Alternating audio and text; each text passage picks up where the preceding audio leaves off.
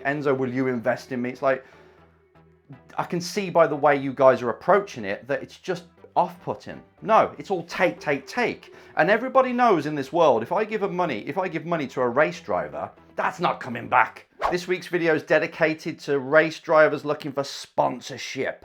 It's a dirty word. And I know what it's like because I was there. I was that kid, 19 years old, couldn't afford to race, wanted to get to Formula One, failed, and I knew that I needed the sponsorship, the money, but I couldn't because I was just a pizza delivery driver. No history in racing in the family. Parts of the family didn't even want me to do it. Everything was against me. Yet I still won a British championship, Formula Ford, got the money together, managed to race, was living my dream, and found my vocation, which is coaching. So it worked out. I know the pain of wanting something so bad. It was like, it's everything to me. I need it in my life, even though I've never done it up to that point when I was thinking these things. And I just need someone to give me a shot. I need somebody to throw me a bone and say, go on, go and chase your dreams. Reality check, number one, that doesn't happen. Even though you yearn, you want it so bad, nobody gives a crap. Like, you don't care about someone who's 100 miles away, 1,000 miles away, kilometers away, that's got a dream and needs somebody to foot the bill, hundreds of thousands of dollars, pounds, euros to make their dream come true. You don't give a toss about them. Why should people care about you? And I think as soon as I started to realize that, like, you know what? No one's going to help me. I've got to go into their life, moving on to the next step pretty much. Not steps, but phase of what I want to talk about. I need to go into their reality and give them something they really need and want. And what they do then is they pay you for that privilege, for that service that you're offering them. And then you take that money and you spend it on your racing. That's kind of a roundabout way of saying that's how sponsorship works.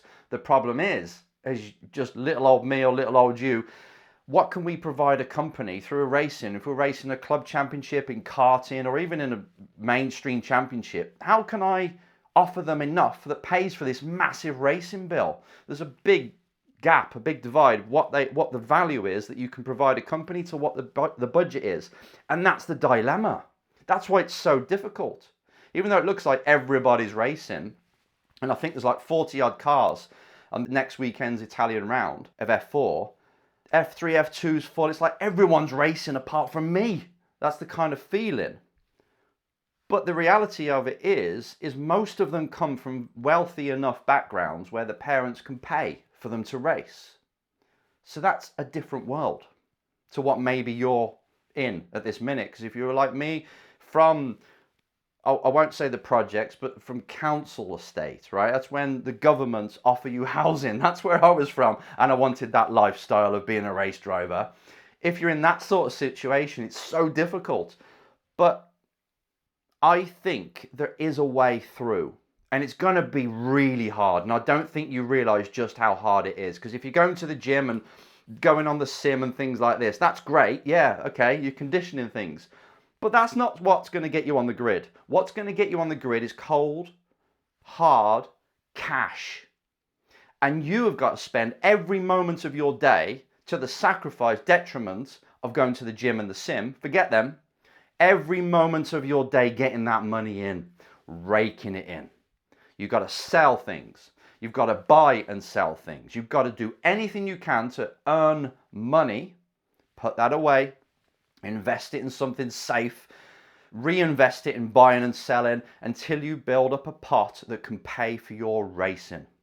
It's not sexy. It's really, well, it's normal, right? It's making a living, but making sure you're spending it on that rather than mortgage. And then the trimmings, when you're first starting out, the trimmings, the little bits, 100 here, 1,000 there, that can be sponsorship, because that's probably the only value you've got if you quantify, if you put a figure to the value you can offer a company, it's probably 4 figures max. I can put a sticker on the side of the car. I can invite you to the race weekends. You can borrow the car or the cart and have it at your workplace or at that exhibition stand that's coming up, and I'll be there as well. I'll work for free, promoting your brand. There's things that you can do that are valuable to them. But again, it's not much money.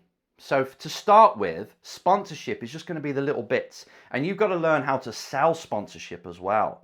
You've got to learn how to go into that person's reality in their face and offer them something they want. That's going to take 10, 20, 30, 40 times for you to get that skill down, for you to get the confidence. And I think confidence is where a lot of this is at.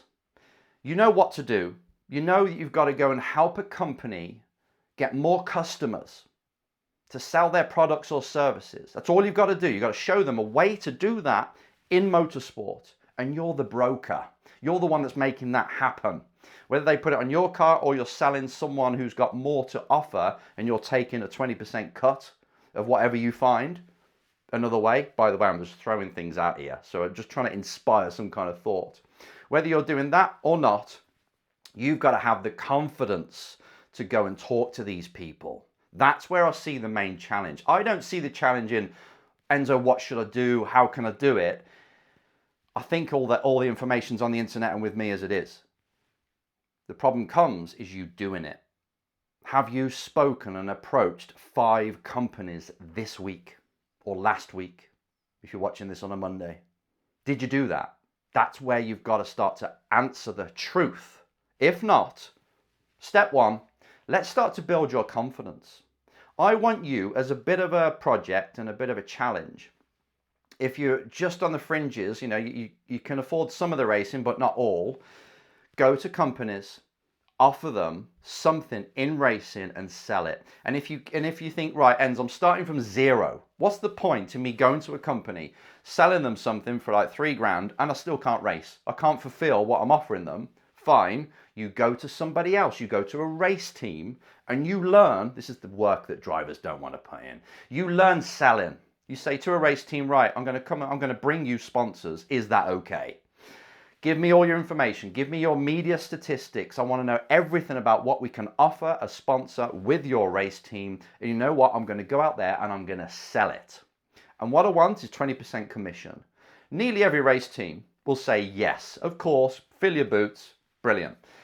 And then you get to work. You're the one who puts the miles in, who goes out there and knocks on doors and starts to sell. This is learning the craft of selling sponsorship. Do not be the kind of driver who just wants sponsorship without learning how to bloody get the thing. It's deluded. I want to be a race driver. I deserve to be backed. Forget that. If you're thinking that, get out of the sport. You're nuts. It's not right. That's not how it works. Do you think an entrepreneur is just, I've got an idea, invest in it, it's going to work? No, they have to learn how to sell. They have to learn how to provide value to others. They have to learn how to run the company, to be an entrepreneur. And I should think for the last 5 years or so, 10 years, they've been working a normal job. They've worked their way up the ladder, they've had an idea and they're coming out with some, there's more to it. You need these skills in place before you get the fluffy dream, not the other way around.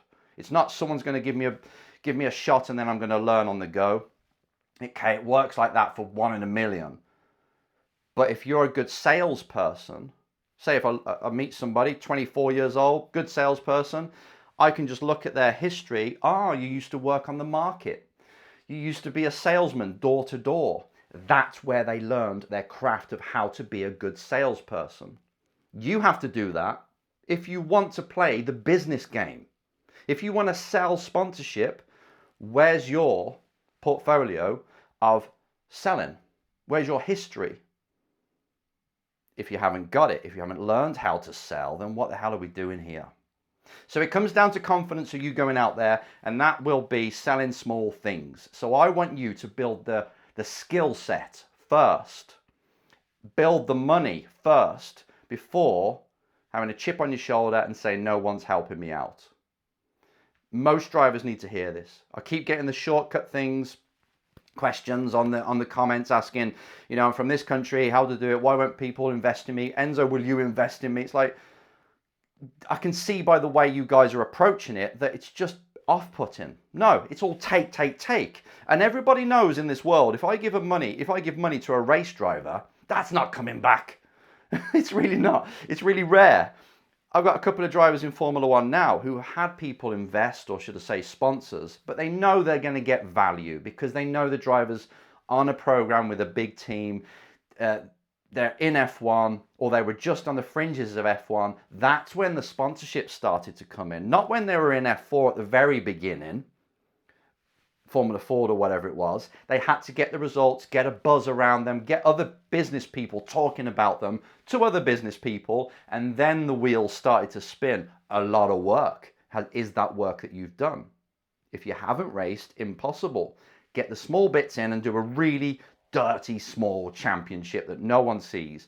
Build the craft. Start to sell $10 sponsorships in yourself. You know, it's just you're just practicing. $100, $1,000, and you build up. Most entrepreneurs, most businesses had to start with a small idea, work in the dirt for so long, and then gently it grew.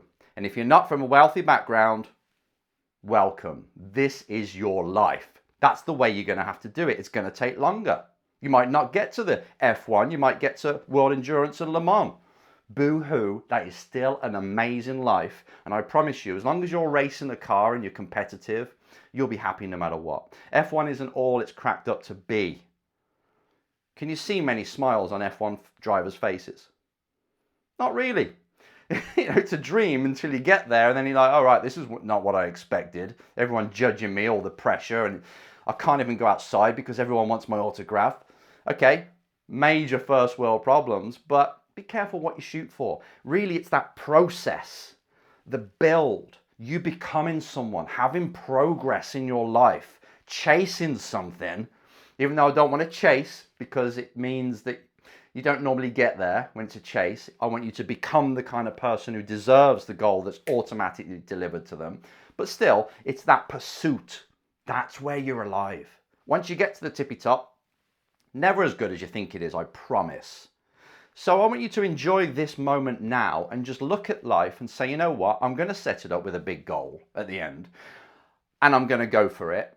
But I'm not going to be deluded enough to think that someone's just going to invest in me. I've got to build up the profile. I've got to make people believe in me if it's the investment route.